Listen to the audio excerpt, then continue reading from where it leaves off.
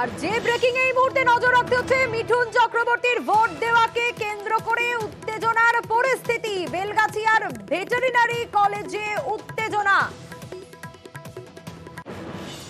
রৌনক আমাদের প্রতিনিধি রয়েছেন আমাদের সঙ্গে।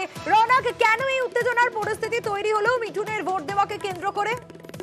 দেখো, মিঠুন চক্রবর্তী সাধারণ ভোটারদের সঙ্গে লাইনে দাঁড়িয়ে ভোট দিচ্ছিলেন, অংশগ্রহণ করেছিলেন। ঠিক তখনই এখানকার স্থানীয় কাউন্সিলর দেবিকা চক্রবর্তী এবং তার দলবল তাদেরকে নিয়ে আসেন এবং তারা অভিযোগ জানান যে মিঠুন চক্রবর্তী নাকি দীর্ঘক্ষণ ধরে এখানে লাইন দিয়ে ভোটারদের প্রভাবিত করছেন, এখানে ভোট নষ্ট করবার চেষ্টা করছেন। সেই নিয়ে কিন্তু বাদানুবাদ বাড়ে এবং পুলিশের সঙ্গে তাদের বাদানুবাদ করে। তারপরে কিন্তু একেবারে উত্তেজনা ছড়ায় এই ভেটেরিনারি কলেজে।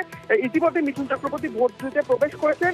এখানকার যে স্থানীয় কাউন্সিলর তার অভিযোগ যে ভোটারদের প্রভাবিত করতেই কিন্তু এখানে লাইনে দাঁড়িয়ে মিঠুন চক্রবর্তী দীর্ঘক্ষণ ধরে দাঁড়িয়ে রয়েছেন এবং এখানকার যাতে পরিস্থিতি অশান্তি সৃষ্টি হয় সেই বিষয়কে সামনে রেখে কিন্তু তিনি দীর্ঘক্ষণ ধরে লাইনে দাঁড়িয়ে আছেন। এখন কি পরিস্থিতি নিয়ন্ত্রণে এসেছে?